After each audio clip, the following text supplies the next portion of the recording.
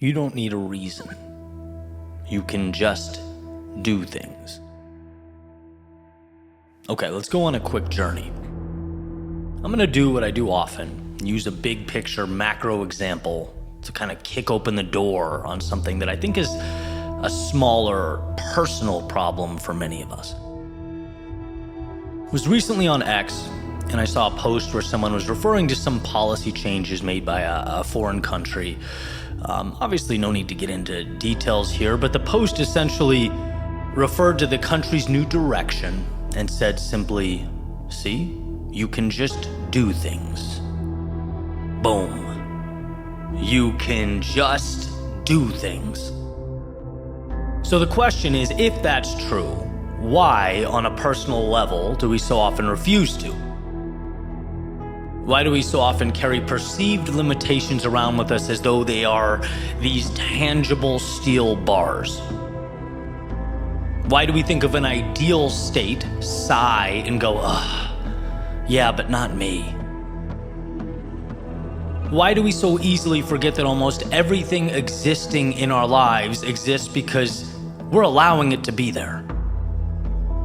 And by the way, that's a thought experiment that can hurt, right? The people you see, what you do, where you live, you've chosen it, all of it. Maybe not by nodding your head and saying, "Yes, more of that, please," but certainly by refusing to put your hand out and say, "No more."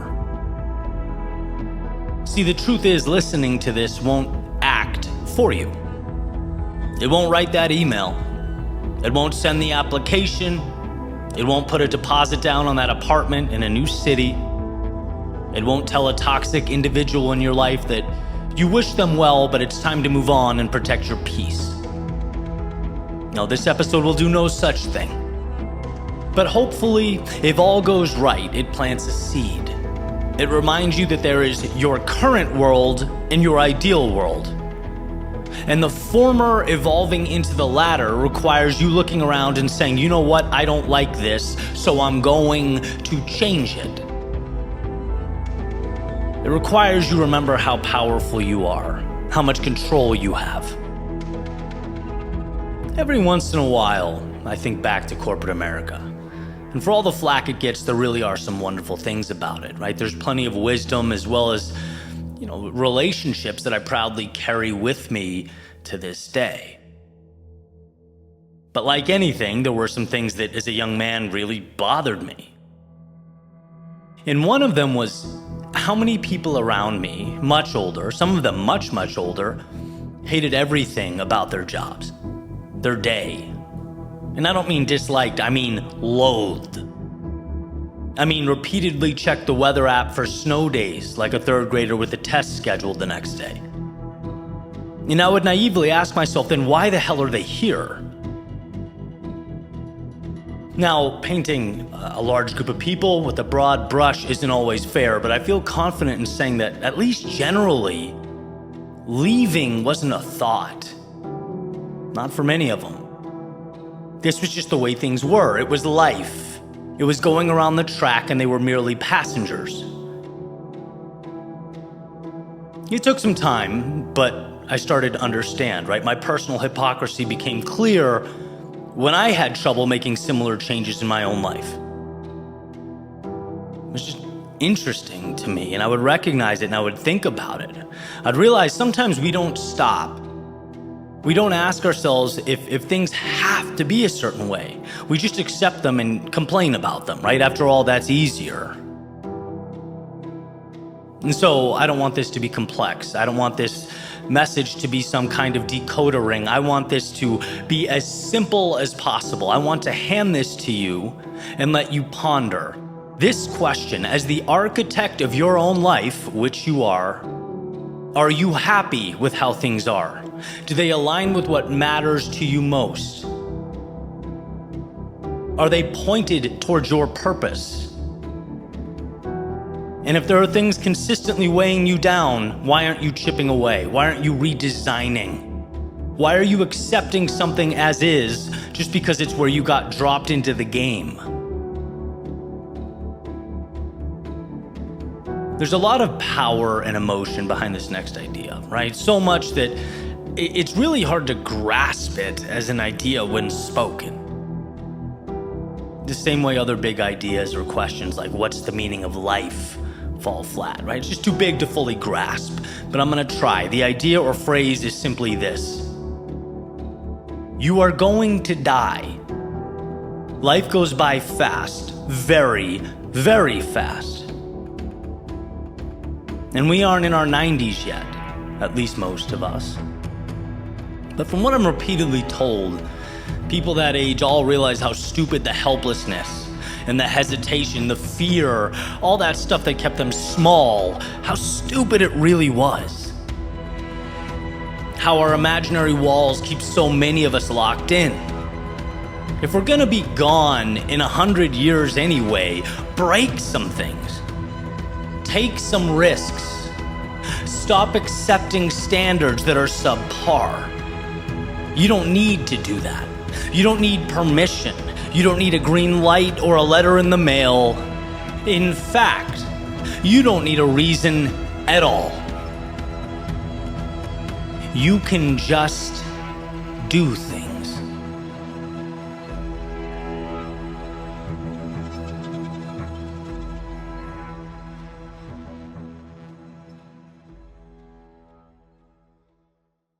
For years, we've talked about it. The mindset, the philosophy, ideas about how to live a better, healthier life.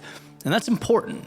But the reality is, it's one step of many. At some point, you have to act. And that's why we've created AGNS Academy.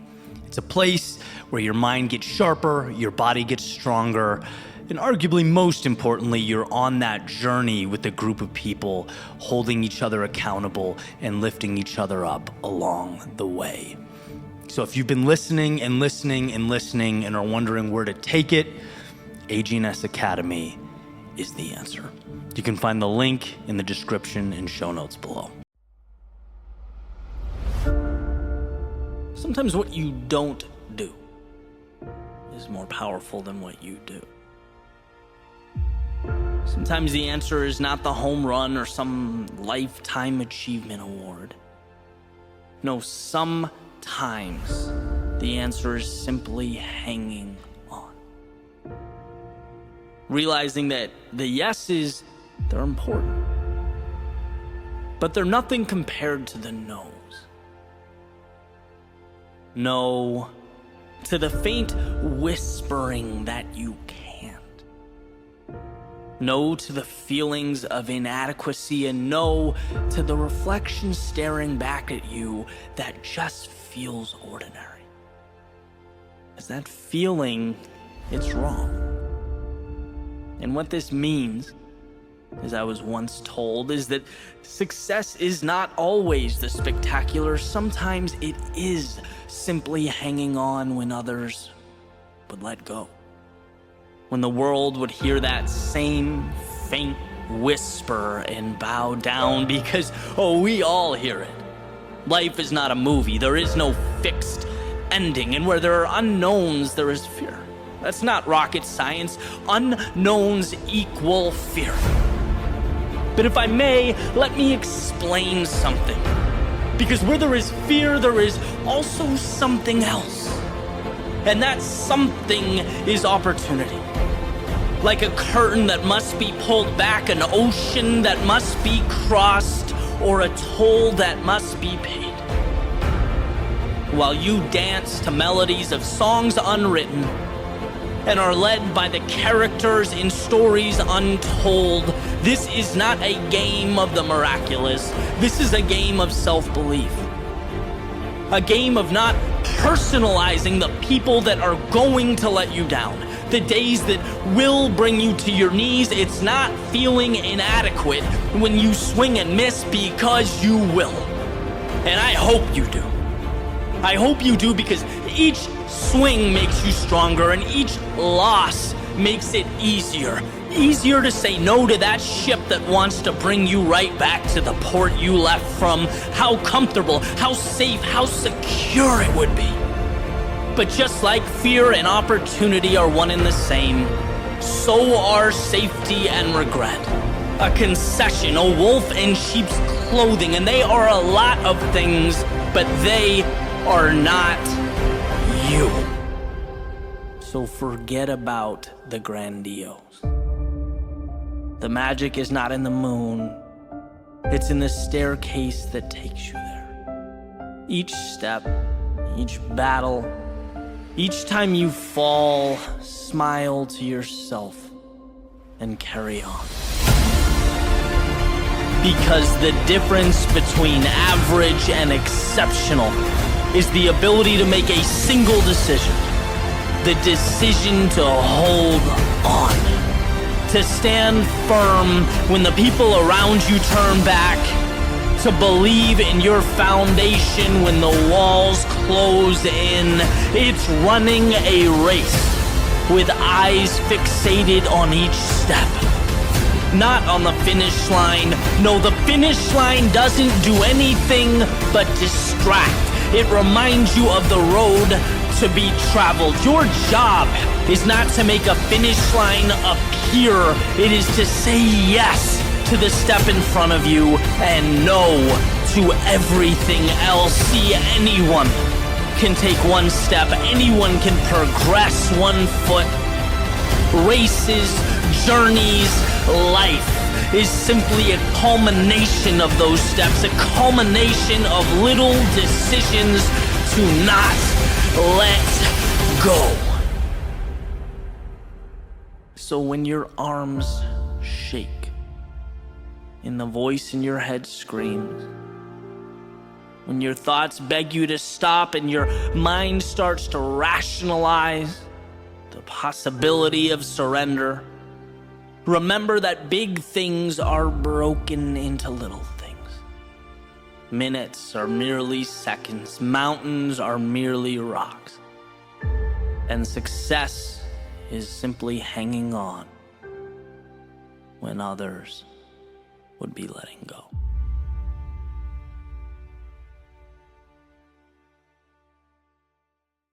It's in your lowest moments, when quitting feels the easiest, when retreating or surrender feels the most intuitive, that life asks the most of you. That's when you want to hide, to point fingers, to collapse, blame, and fear the wolves. But maybe that's when you're meant to become one. Life is admittedly a game of nuance and complexity. There's no one-size-fits-all roadmap here. But sometimes, to distill our most important crossroads into their simplest form sheds light on the road ahead. It helps us better understand what lies before us. After all, we don't lose ourselves because we misread the little complexities, because we got lost on the details. No, we lose ourselves when we're unable to see the most basic, simple, and seemingly obvious things. And so, let's take an axe to this tree. Let's break the complex down. Let's examine our darkest moments, our most challenging trials, when we hurt the most, when life brings us to our knees, when we feel the wolves circling. After all, that's when we're most inclined to become the sheep. It's easier to shrink, to blame the seemingly bloodthirsty beasts waiting for their chance to take everything you have left. Drawn in by your momentary weakness, they know this is the invitation they've longed for. Free dining at your expense. Oh, how every instinct in these moments resonates with being the victim. How intuitive, right? To lay down and want to shake your fist at the world. But what if? What if these moments called you to do one thing? Not bow down to the universe and loathe the wolf, not fear the sharp teeth, nor the glowing eyes piercing through the night, but rather find it within yourself to rise up and become one. What if it wasn't a threat? No, not at all. What if it was an invitation, a whisper? Hey, you know that part of you buried deep down? That beast in slumber, the one who's been dormant for perhaps too long. The one who doesn't take no for an answer.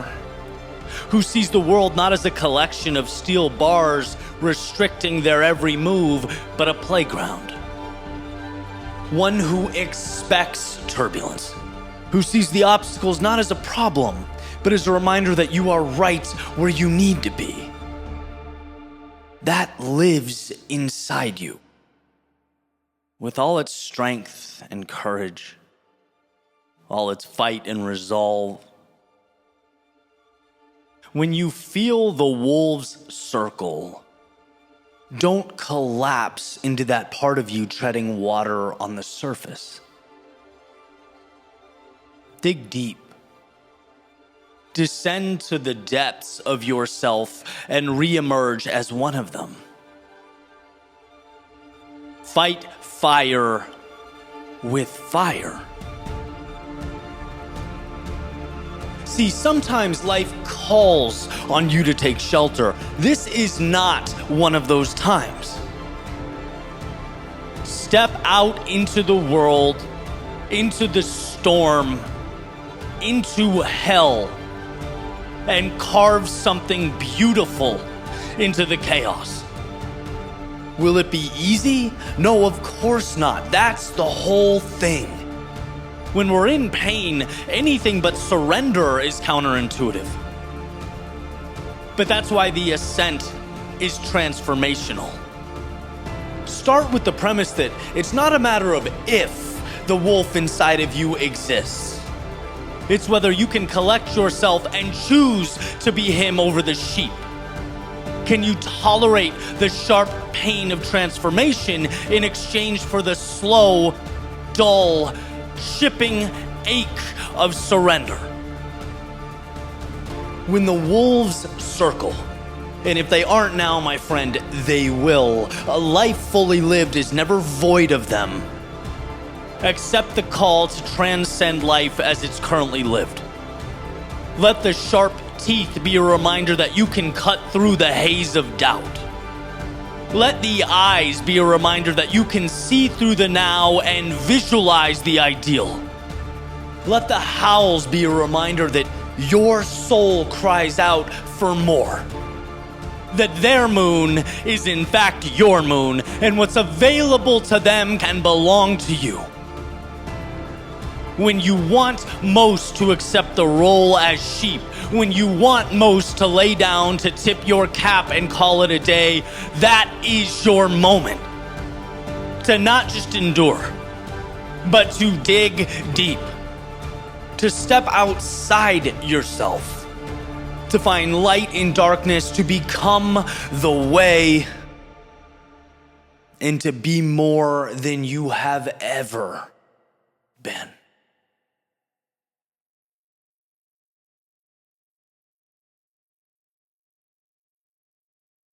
There's a voice that follows us through life.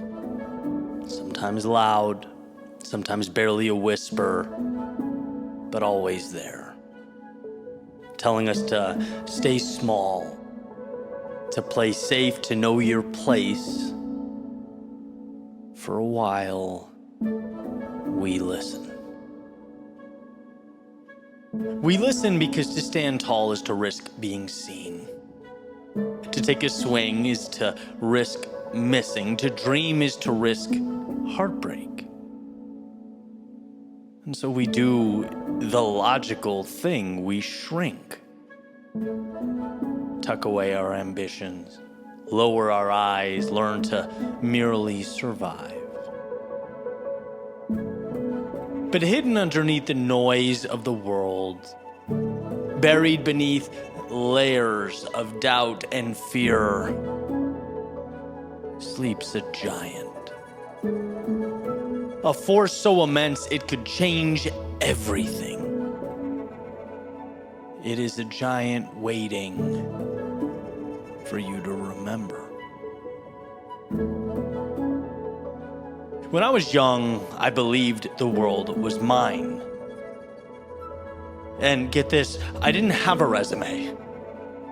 I didn't have experience. What I had was a heart full of fire and a mind that saw zero limitation. I'd stand in front of the mirror and imagine a future NBA player or rock star, movie producer, climbing mountains, sailing oceans. But by default, subtly, life whispered, come on now, be realistic. Tone it down, stay in line.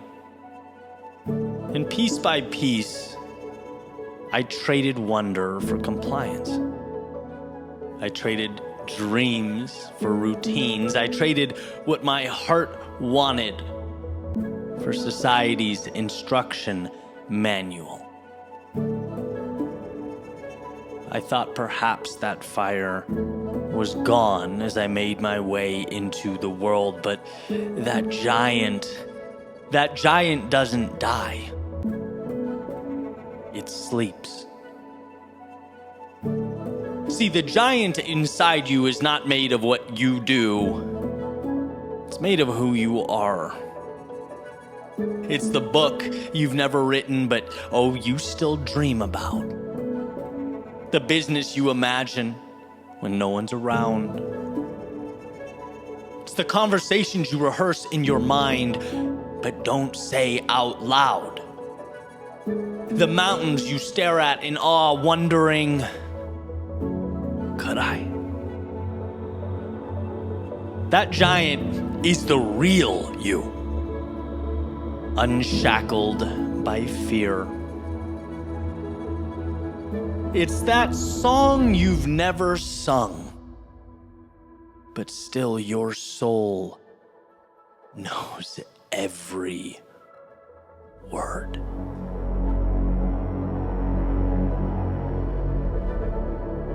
There's a myth we tell ourselves that our greatest days are behind us, that our magic is somehow lost. But the truth is that it's all still there, waiting. Because the giant inside you does not leave. It doesn't retire. Certainly doesn't forget. It waits. Patiently. Quietly. Until one day we hear its call. For me, it came on a day just like any other day. Nothing spectacular. It's never anything spectacular. It's not cinematic or profound. Just a small moment. A reflection. A realization that I was living half alive. Playing it safe while my life, was slipping by. And in that quiet heartbreak, something shifted. And I need you to understand, I need this to sink in. It was not a battle cry, it was a whisper. Hey, maybe there's more here. And sometimes that's all you need. The first crack in the wall, the first light through darkness, the first step towards waking the giant inside you.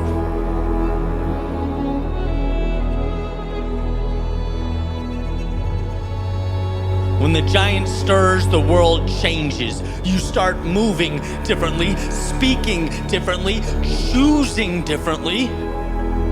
You no longer ask for permission. You no longer seek validation. You no longer apologize for wanting more. It is your right. You realize you were never meant to live small. You were never meant to fit in.